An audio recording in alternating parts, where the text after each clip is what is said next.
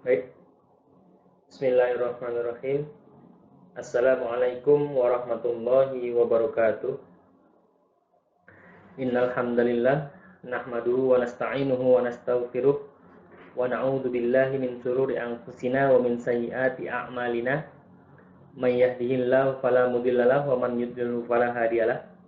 Asyhadu an la ilaha illallah wa asyhadu anna Muhammadan abduhu wa rasuluhu. La nabiyya wa la rasula ba'da amma ba'd. Rabbi shrah li sadri wa yassir li amri wahlul 'uqdatam min lisani yafqahu qawli. Amma ba'd. Pertama-tama, mari kita panjatkan puja dan puji syukur kita kehadirat Allah Subhanahu wa taala yang masih memberikan kita nikmat, hidayah serta taufiknya sehingga kita dapat melanjutkan pembahasan kita insyaallah pada kali ini, yaitu akad atau transaksi yang dilarang dalam ekonomi Islam. Yang kedua, salawat serta salam mari kita aturkan kepada Nabi besar kita, Nabi Muhammad Rasulullah sallallahu alaihi wasallam. Allahumma shalli ala Muhammad wa ala ali Muhammad. Alhamdulillah, terima kasih kepada mahasiswa-mahasiswa ana yang masih setia mendengarkan penjelasan pada mata kuliah Ekonomi Keuangan Islam 1 ini. Sekolah Tinggi Ilmu Ekonomi Syariah Imam Asy-Syafi'i Pekanbaru. Baik, langsung saja. Akad atau transaksi yang dilarang dalam ekonomi Islam. Why? Kenapa umat Islam perlu mengembangkan dan menjalankan aktivitas ekonomi keuangan dan perbankan sesuai syariah? Kenapa? Pertama, karena transaksi berbasis bunga melanggar keadilan dan kewajaran bisnis. Dan selain itu, bunga juga merupakan riba, dan riba juga sudah jelas hukumnya yang tertera dalam Al-Quran. Ada beberapa tahap yang kemarin kita bahas juga, yang jelas-jelas bunga dengan riba itu sama, ya ini diharamkan. Yang kedua, tidak fleksibelnya transaksi berbasis bunga dan menyebabkan kebangkrutan. Selanjutnya, komitmen bank dalam menjaga keamanan uang deposan berikut bunganya membuat bank cemas untuk mengembalikan pokok dan bunganya. Selanjutnya, sistem transaksi berbasis bunga ini menghalangi munculnya inovasi oleh usaha kecil. Selanjutnya, dalam sistem bunga, bank tidak akan menarik dalam kemitraan usaha kecuali bila ada jaminan kepastian pengembalian modal dan pendapatan bunga mereka. Secara tidak langsung, riba ini memang sangat mengerikan, baik itu dari sisi agama maupun sosial. Sangat berdampak keburukan dengan kehidupan manusia itu sendiri.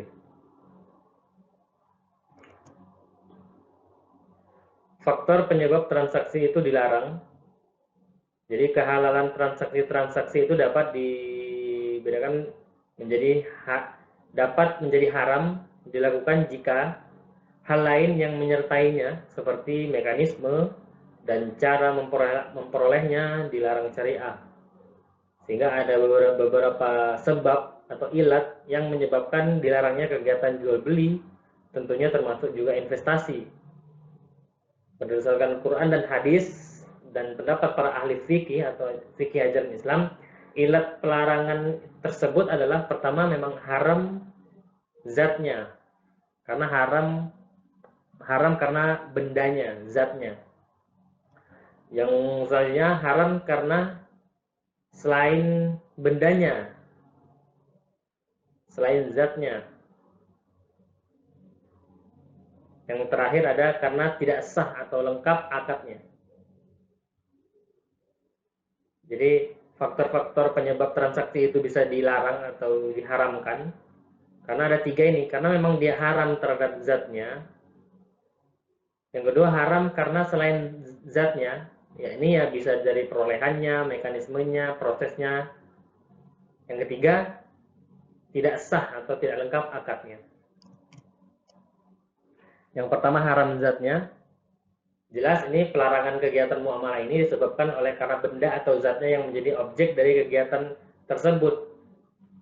Berdasarkan ketentuan Al-Quran dan hadis, telah dilarang atau yang telah dilarang atau diharamkan benda-benda tersebut antara lain, misalnya contoh babi, khamar, bangkai binatang, dan darah. Ini haram zatnya karena memang bendanya tersebut yang haram. Khamar, babi, darah, bangkai, sebagaimana yang ditegaskan dalam firman Allah yang artinya, sesungguhnya Allah hanya mengharamkan bagimu bangkai, darah, daging babi, dan binatang yang ketika disembelih disebut nama selain Allah. Tetapi barang siapa dalam keadaan terpaksa memakannya, sedang dia tidak menginginkannya dan tidak pula melampaui batas, maka tidak ada dosa baginya. Sesungguhnya Allah Maha Pengampun lagi Maha Penyayang. Innallaha harrama 'alaikumul maitata wad-dama wa lahmal khinzir, dan ilal akhir. Itu surat Al-Baqarah ayat 173. Di sini Allah sangat memberikan toleransi sekali bagi manusia itu sendiri, bahwa Allah itu hanya mengharamkan makanan itu, bangkai, darah, daging babi, atau binatang yang disembelih disebut nama selain Allah.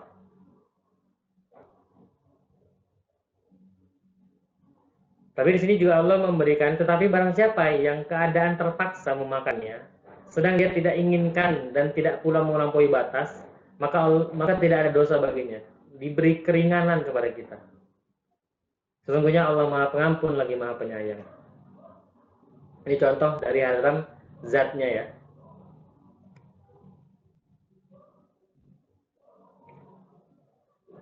Yang kedua, ada haram selain zatnya. Jadi ini sesuatu dapat menjadi haram bukan karena zatnya haram, namun sesuatu itu dapat menjadi haram karena jika mendapatkannya dilarang menurut hukum syariah. Misalnya ayam halal ya, disembelih dengan bismillah Allahu Akbar, halal apa haram? Belum tentu ya, belum tentu halal. Ayam siapa dulu? Kalau dia mencuri ayam tetangga, otomatis walaupun ayamnya halal, disembelih dengan cara bismillah Allahu Akbar, tetap haram memakan ayam tersebut karena ayam tetangga yang dicurinya, kan seperti itu. Ini haram selain zatnya itu, maksudnya itu cara mendapatkannya ini dilarang menurut hukum syariah.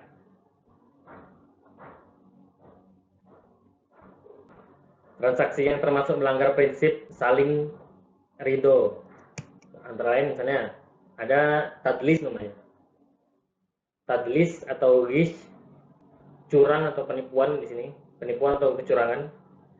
Tindakan sengaja mencampur barang yang berkualitas baik dengan barang yang berkualitas buruk demi untuk mendapatkan keuntungan yang lebih banyak. Dalam konteks pasar modal, ini bisa berarti pengaburan informasi.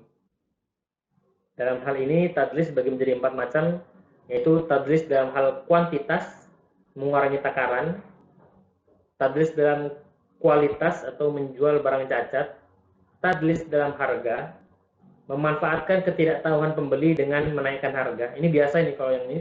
Kalau antum ke Jogja atau ke mana, tempat-tempat yang banyak misalnya ada bulenya orang-orang luar, itu biasanya tukang parkir atau tukang beca itu menaikkan harganya kepada bule-bule ini karena dia tidak tahu harga.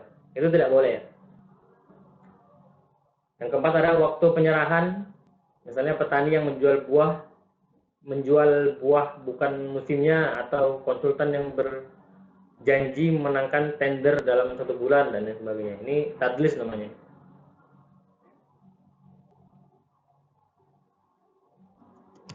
Selanjutnya ada ihtikar, yaitu rekayasa pasar dalam supply. Ini penimbunan ya, kalau kita bahasa umumnya penimbunan. Jadi situasi ini di mana produsen atau penjual mengambil keuntungan di atas keuntungan normal dengan cara mengurangi suplai penawaran agar harga produk yang dijualnya naik. Jadi Dia nimbun semua apa namanya, kebutuhan manusia, kebutuhan pokok manusia, ditimbun biar peredaran kan sudah di peredaran sudah berkurang, kemudian dia menjual dengan harga yang tinggi,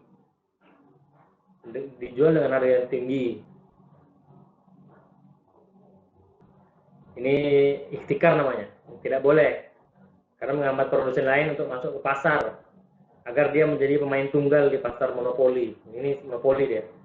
Padahal tidak selalu seorang monopoli melakukan ihtikar. Tapi ini perlu diingat nih, padahal tidak selalu seseorang monopoli melakukan ihtikar. Itu pula. Contohnya apa? Tidak selalu seseorang memonopoli melakukan ihtikar, demikian pula tidak setiap penimbunan adalah ihtikar. Perlu digarisbawahi. Contohnya nih, antum tahu Bulog ya, Badan Urusan Logistik ya. Itu mereka melakukan penimbunan tetapi justru untuk menjaga kestabilan harga dan pasokan. Iya, jelas itu. Antum kalau ke Bulog, kantor Bulog, di gudang-gudang banyak itu. Stok-stok logistik, tapi bukan untuk keuntungan semata, tapi untuk malah menjaga harga, kestabilan harga dan pasokan. Itulah. Jadi ihtikar terjadi apabila syarat-syarat ini dipenuhi, yaitu mengupayakan adanya kelangkaan. Ihtikar terjadi apabila syarat-syarat ini terpenuhi. Pertama, mengupayakan adanya kelangkaan barang, baik dengan cara menimbun dan mengenakan entry barrier. Yang kedua, menjual dengan harga lebih tinggi dibandingkan dengan harga sebelum munculnya kelangkaan. Ini yang nggak boleh nih. Kalau misalnya ada orang menimbun, tapi dia dengan tujuan dia mendapat harga yang lebih tinggi karena sebelum munculnya kelangkaan, karena dia yang timbun, ini yang nggak boleh. Terusnya ada bai' najasi. Ini rekayasa pasar dalam demand.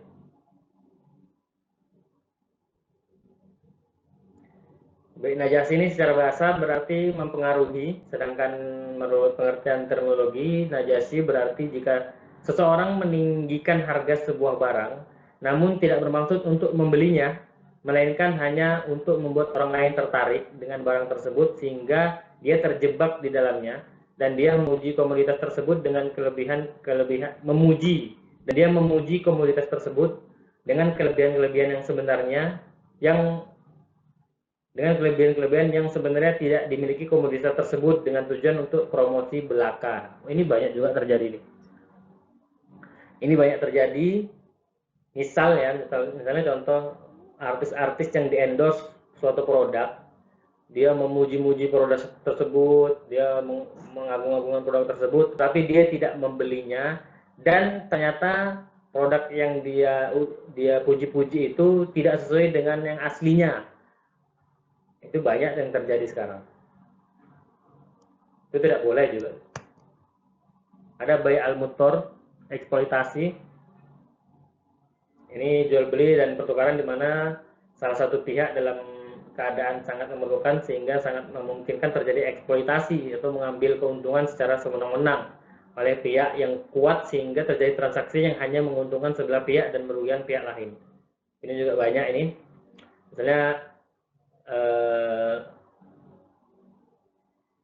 ada seseorang yang memerlukan barang A misalnya, dan seseorang ini memang betul-betul memerlukan barang A, dan penjual tahu dia sangat membutuhkan barang A sehingga ditinggikannya barangnya, ditinggikan harga barang tersebut, padahal harganya tidak terlalu mahal misalnya, karena penjual tahu karena si orang ini membutuhkan barang A tersebut, dijual dengan cara sangat mahal sehingga menguntungkan sebelah pihak.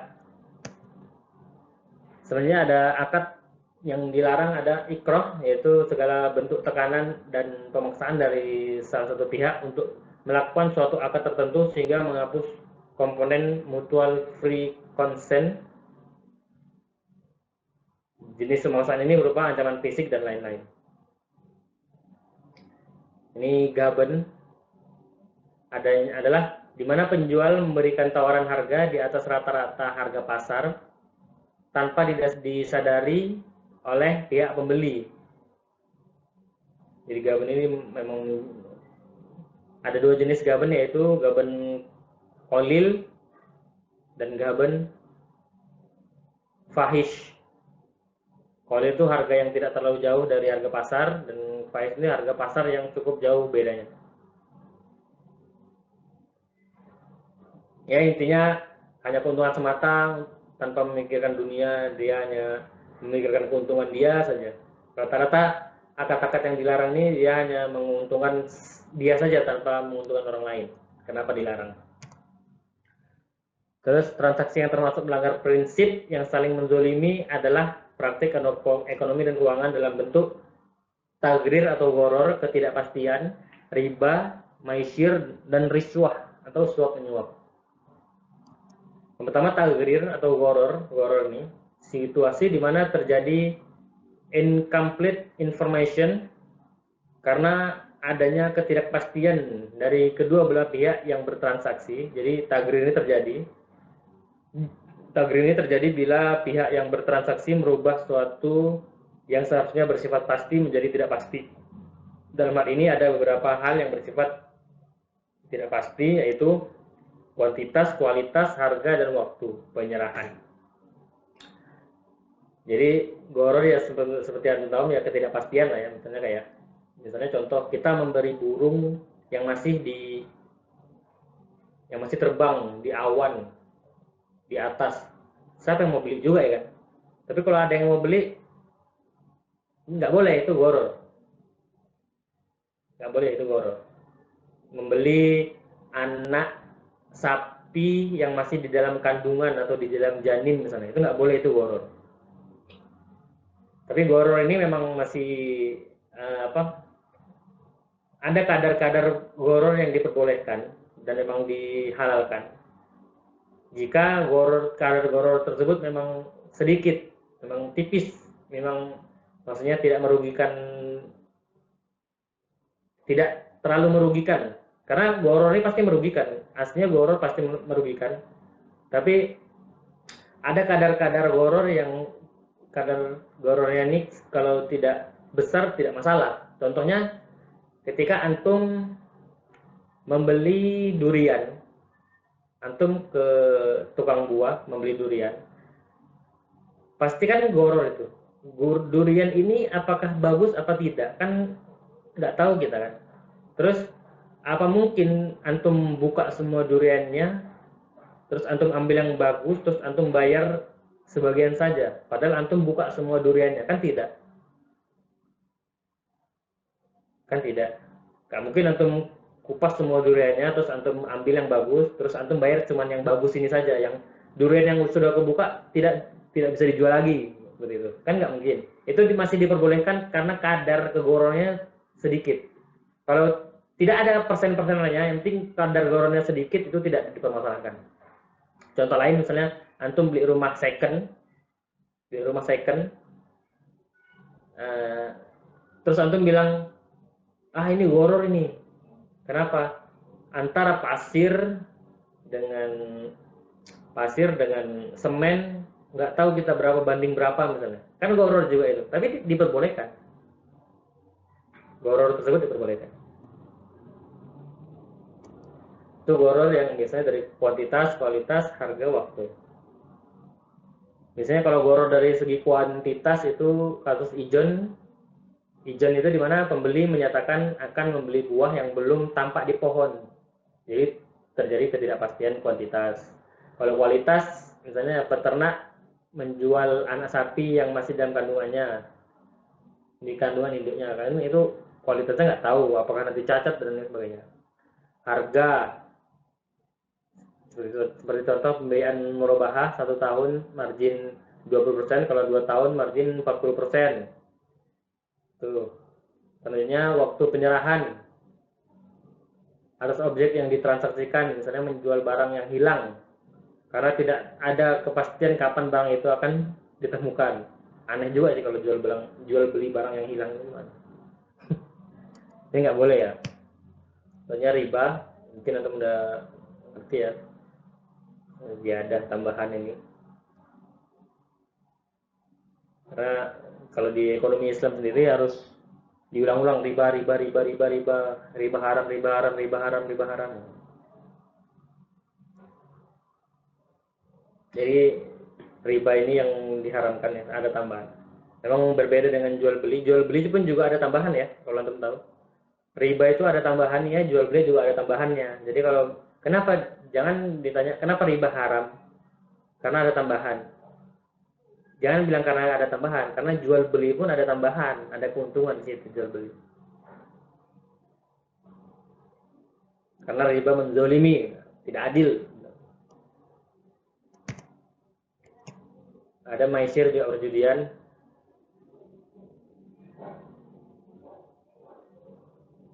Semua bentuk perpindahan harta ataupun barang dari suatu pihak dengan ke pihak lain tanpa melalui jalur akad yang telah digariskan oleh syariah.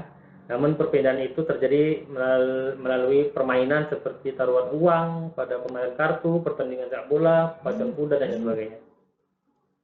Ini diharamkan. Ada riswah, suap menyuap juga. Bahkan ada hadis bagi yang menyuap dan disuap sama-sama neraka kan ada. Ini ada, dan janganlah sebagian kamu makan harta bagian yang lain di antara kamu dengan jalan yang batil. La ta'kulu amwalakum bainakum bil batil ila an takuna tijaratan antara minkum.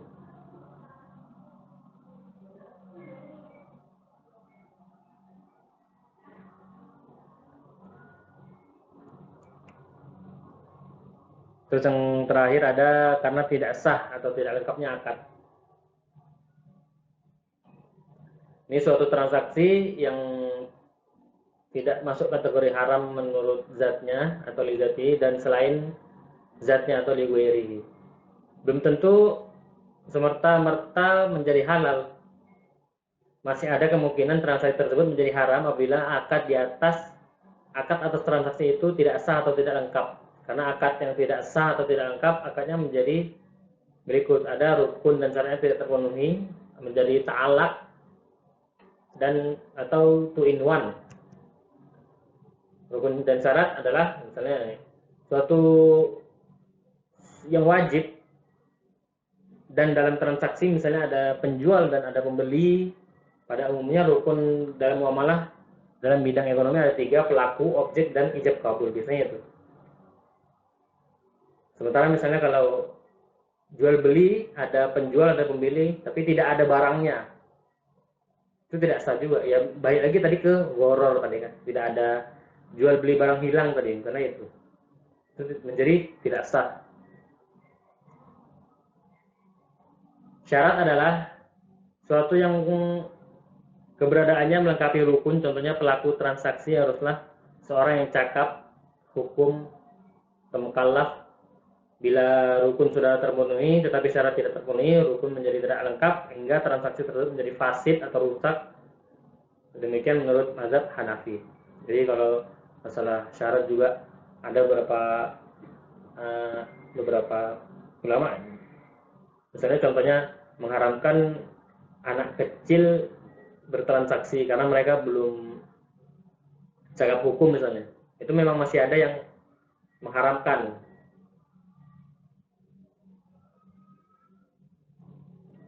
Misalnya ada proses ta'aluk atau pembelian bersyarat. Ini seperti bayi inah ini biasanya nih. Pembelian bersyarat. Contohnya misalnya A menjual barang X seharga 120 juta secara cicilan kepada B. Jadi A menjual barang X 120 juta secara cicilan kepada B. Dengan syarat B nanti harus menjual kembali ke A barang X tersebut kepada A secara tunai seharga 100 juta. Otomatis di situ ada kerugian di pihak B. Dia rugi 20 juta.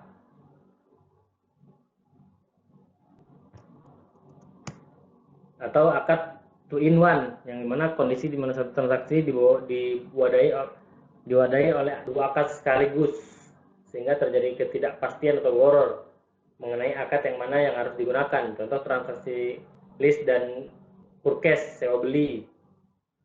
Dalam transaksi ini gharar ke dalam akad karena tidak ada kejelasan dalam akad mana yang berlaku, akad beli atau akad sewa. Ini biasanya terjadi kalau akad tersebut disatukan dengan akad hutang piutang biasanya. Alhamdulillah, mungkin itu saja dari ana. Yang benar hanya dari Allah Subhanahu wa taala. Yang salah murni dari ana.